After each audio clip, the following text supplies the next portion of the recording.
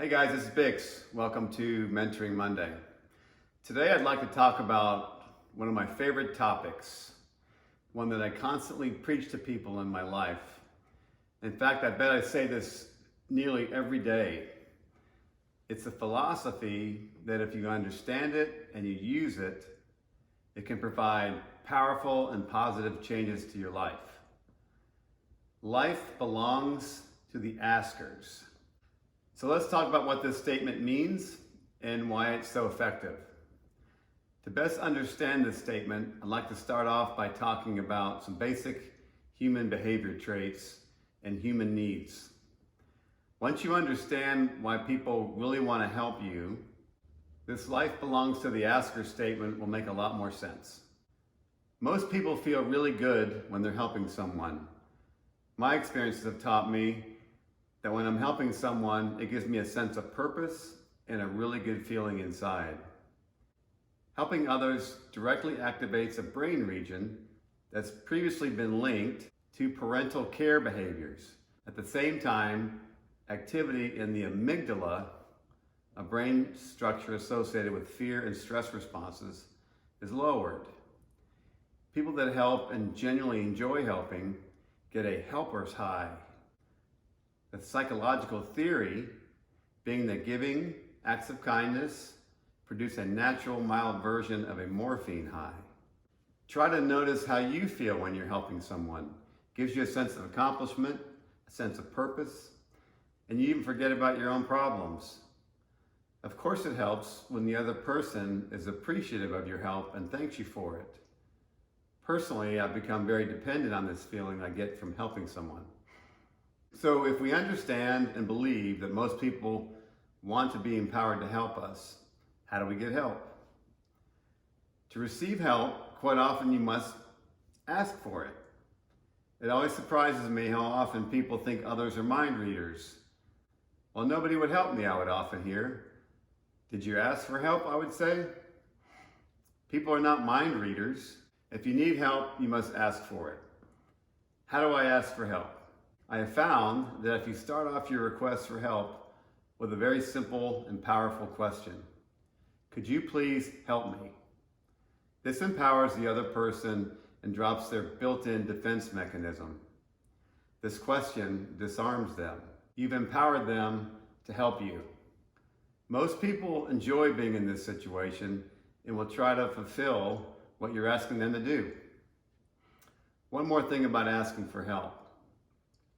When you understand that most people want to help you, you will ask the question in a confident manner, a way in which you expect a positive outcome.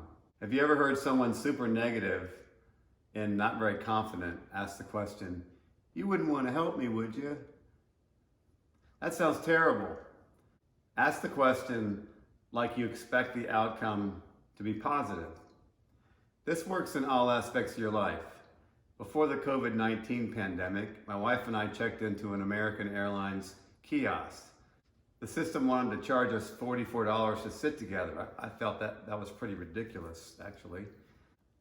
So I went to the gate agent about 45 minutes before the flight and very happily asked, "Could you please help me? Is there any way possible for my wife and I to sit together?" She gave us 2 exit row seats with plenty of leg room and a smile. And of course, I responded with a big thank you, and she smiled back. On rare occasions when I receive a late fee on my utility bill or my credit card, I've called the company and asked for their help to credit the late charge. I mentioned that I have a history of paying on time and gave the honest reason for paying late by just a couple of days.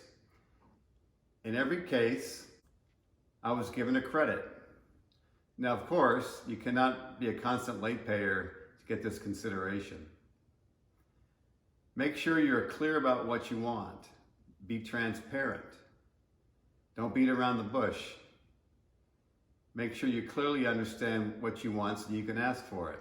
This sounds kind of obvious, but how many times have we been in a situation where we actually don't know what we want? So we couldn't ask for what we want. One problem I found that in some companies, People are not empowered to help you. They're not given authority. In other words, they're rule followers. So how do we deal with rule followers who seem to be more focused on just following the rules? It drives me crazy when I hear, "we can't," or "I can't." I let them finish saying what they can't do.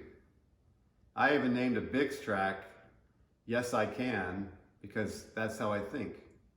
In my mind, I'm thinking these people cannot enjoy this not helping people by telling everyone what they cannot do.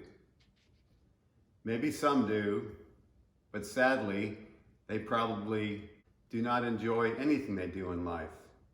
So when I get in this situation, I tell them I appreciate the position that they're in, but I need your help. Can we please focus on what we can do? Can we please work together to solve my problem? This approach almost always works. It works way much more than it fails. If the answer is still no, then I ask to speak to the supervisor because maybe they don't really have the authority to help me at all. So what is holding you back from asking people for what you want?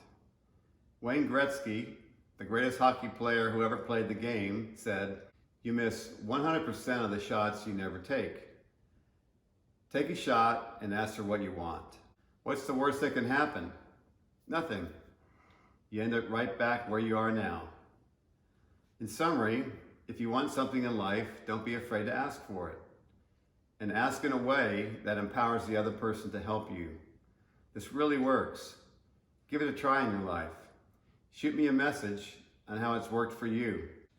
I'll say this one more time. Life belongs to the askers. Until next week, this is BiXX signing off. And remember, it's never too late to reinvent yourself. Cheers.